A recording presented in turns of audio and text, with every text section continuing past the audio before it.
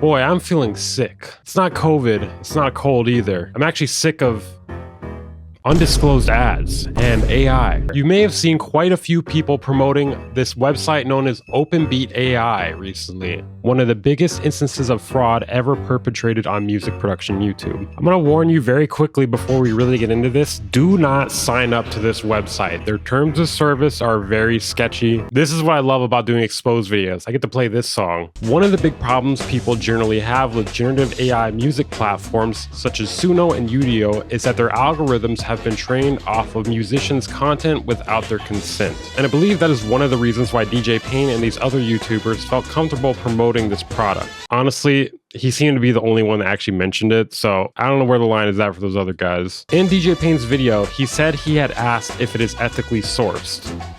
They responded yes. And that was enough for him, apparently. I'm sorry, I need a bit more than a trust me bro for something like this. So one of the reasons I'm here today is to challenge that claim.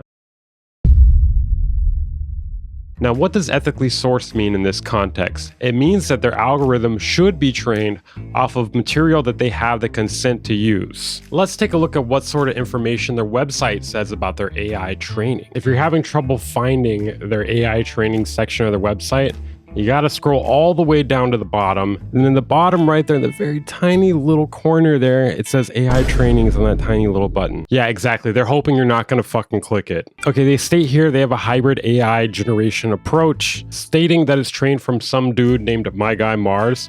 Grammy-winning musician and producer, by the way. They're in-house producers, sound designers, and musicians. Who are they? No one knows. Do they even exist? No one knows. And further down on the page, there's a section named Behind the Scenes, Our AI Training Process. So it should be behind the scenes on their AI training process. And I shit you not, it's this dude smoking weed and just singing into the computer.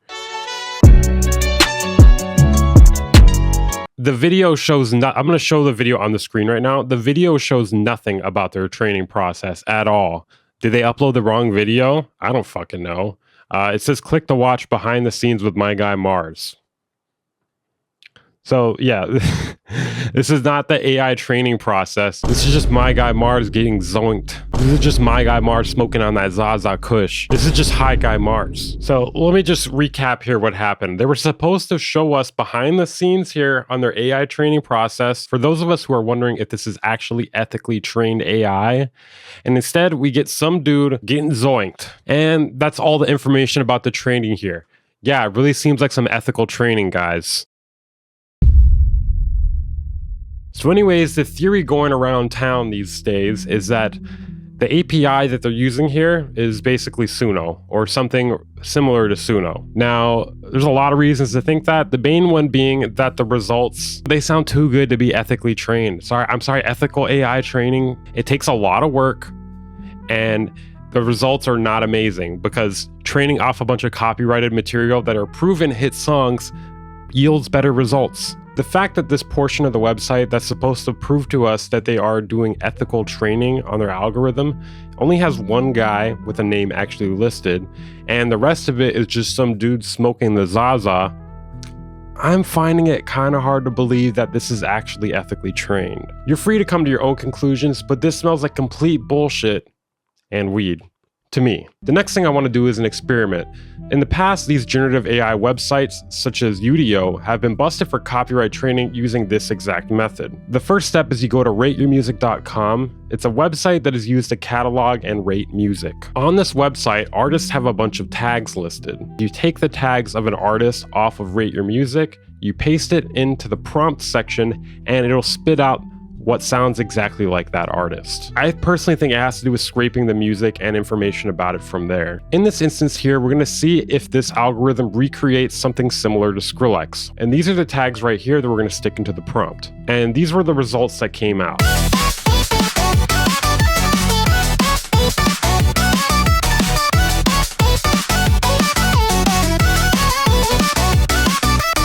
I mean, it sounds a lot like modern Skrillex to me, and it seems a lot like something SUNO would do as well. And if this is not enough for you yet, I have another experiment as well, and I think this one's even more damning. Someone in my Discord had done the following tests. Basically, they had a beat with a melody in it that they had made separate from these AI websites.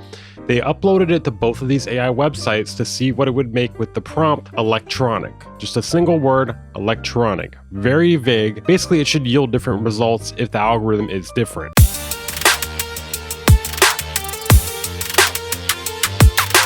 Now let's listen to two different results from each website. Here's the first one from SUNO.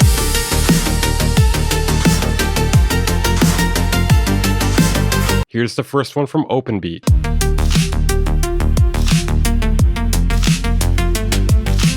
Wow. Okay, well that's just one. That's just one there. That's just one instance there. Let's check out the second one here. SUNO.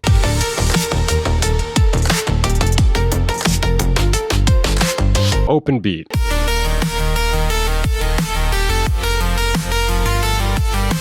There are hundreds of subgenres in electronic music and thousands of different sounds they could be using within it, yet for some reason it makes nearly the same thing for both of these. And this did not take many tries either. This was done on one try. And you're telling me this is ethically trained and not just SUNO API with a few tweaks? Yeah, give me that Zaza. I'm gonna need that Zaza if I want to believe this.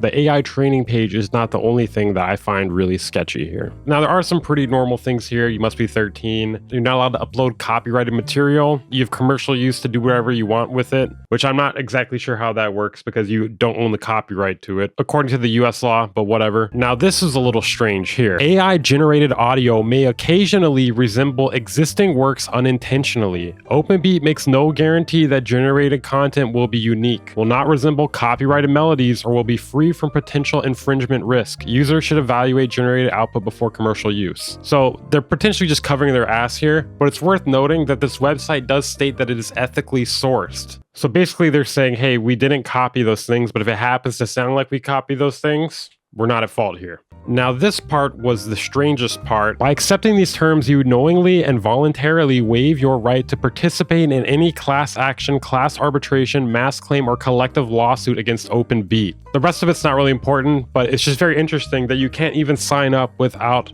stating you will not sue them. Very sketchy stuff, in my opinion. How dangerous is it to use this audio if I have to immediately, before using it a single time, tell you that I will not sue you?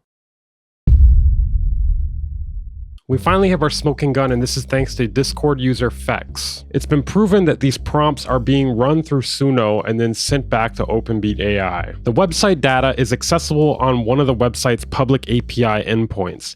Anyone can publicly access the history of all generated content on the platform without even having an account via Chrome and Firefox and nothing else. And you can see what prompts were typed in as well as several different download links. Then we scroll down a little bit, and this long hip-hop prompt has two URLs for the audio files, one of which goes to music file, and another that goes to a SUNO website.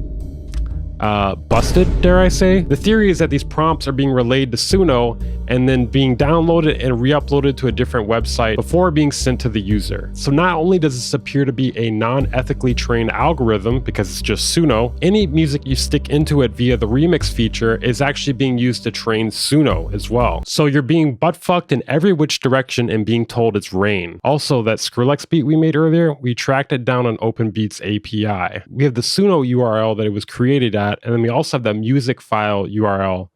You know, the URL they tried to hide that it was made from SUNO with.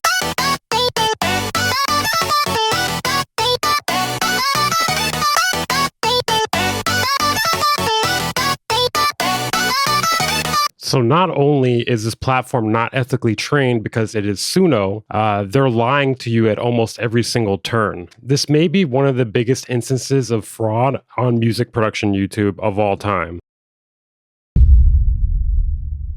Now I want to quickly talk about the YouTubers promoting this service as well as the FTC guidelines. I've seen creators such as DJ Payne, Ab McCree, Bolo, and Larry O all post videos about this, and they're all very, very, very, very positive. And to me, some of these came across as undisclosed sponsorships. One thing I will say is it's not really clear to me what the relationship with the company is to these creators while watching these videos. Some of them even have codes in the description, which leads me to believe this is sponsorship. Now, there's nothing wrong with taking a sponsorship. Let me emphasize that again. There is nothing wrong with taking a sponsorship. The problem is if you do not disclose it. Now, there's nothing wrong with doing sponsorships on music production YouTube because this is a pretty small niche and ad revenue alone is not really that much money. Quite often, creators will use affiliate links and sponsorships to help make it more worth their while. The thing is, when you do a sponsorship, it should be very, very clear to your audience that it is an ad. YouTube even has a little button you click when you're uploading a video to let people know this is a paid partnership.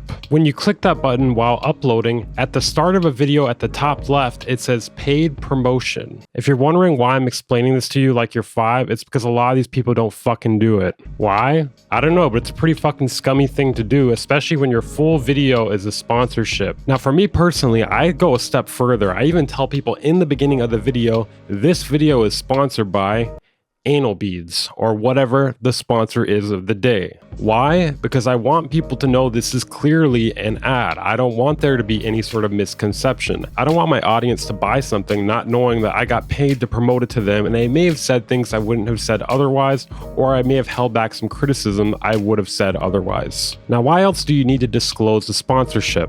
Well, not only do you owe it to your audience that you're lucky to have, but it's in the FTC guidelines if you live in America. They exist to protect people against deceptive marketing. Influencers are supposed to disclose any sort of material connection they have to a company, such as payment, free products, so that their followers can distinguish a promotion and regular content. If you do not disclose to your audience when you are paid to promote something, you are manipulating your viewers that you are very lucky to have, and you can actually get fined by the FTC. It states here that you can get fined over $53,000 per violation in 2025. And this goes for both the influencer as well as the brand or agency. Kim Kardashian had to pay $1.26 million for failing to disclose payment for a cryptocurrency promotion a few years back.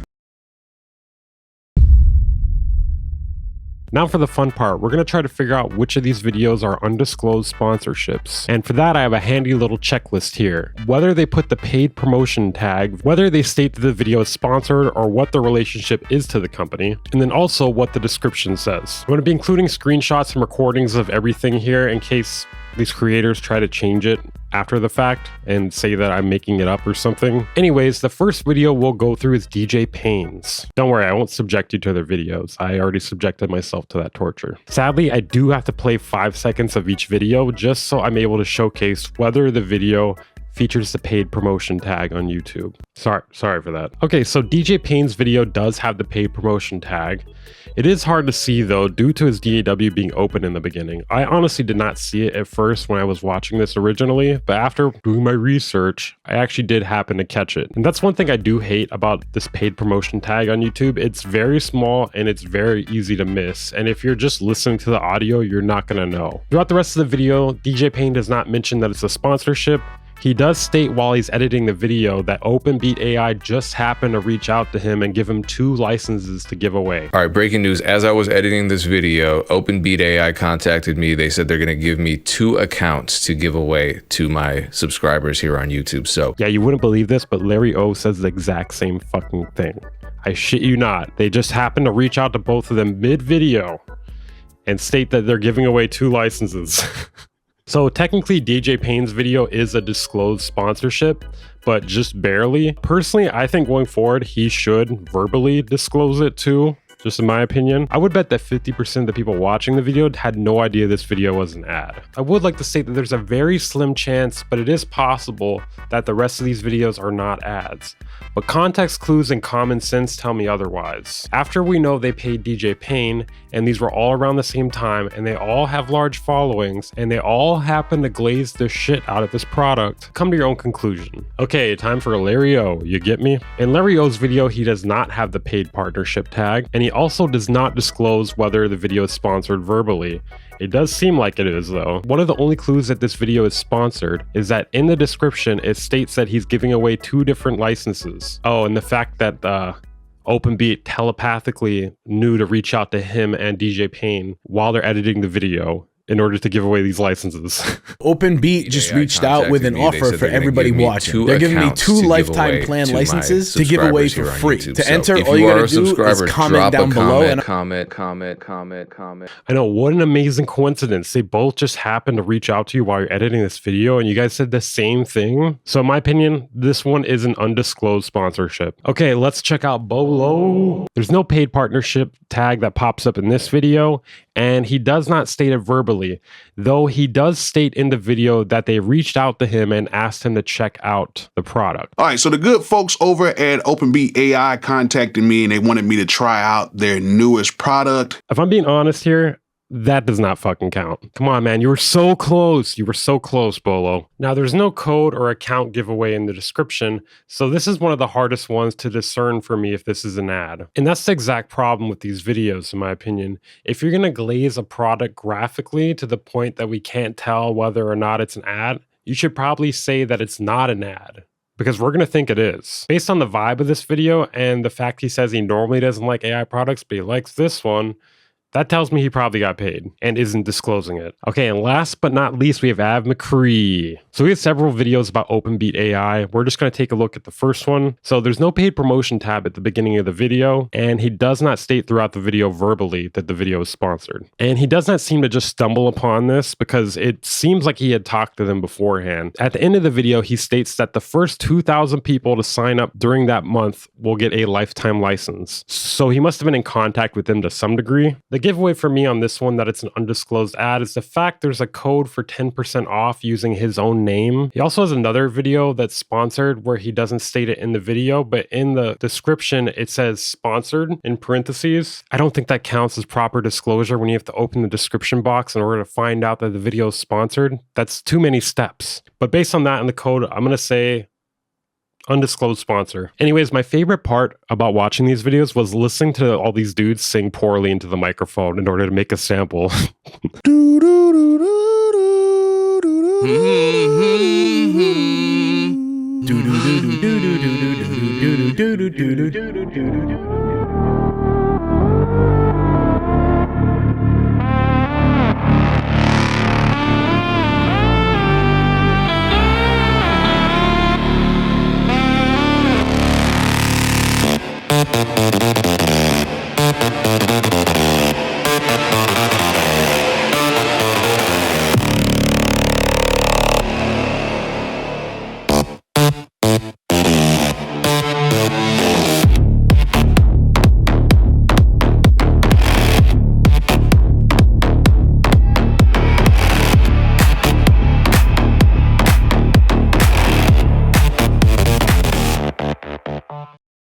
Anyways, to wrap it up here, Openbeat.ai are a bunch of fucking liars, and I hate undisclosed ads. Ads are already shitty content and kind of don't count as content, but we do have to do them if we want to stay alive, apparently. Can we please stop making it worse by hiding the fact that they're ads? Make sure to hit the like button and subscribe if you're new here. If you hit the like button, I promise not to do an Openbeat.ai sponsorship, and subscribe please, because I'm trying to get to 100,000 subscribers. If you want to support the channel, I have a Patreon. The more patrons I have, the more I can focus on investigative content like this and less on daily news content. Appreciate any support. I'll see you guys next time.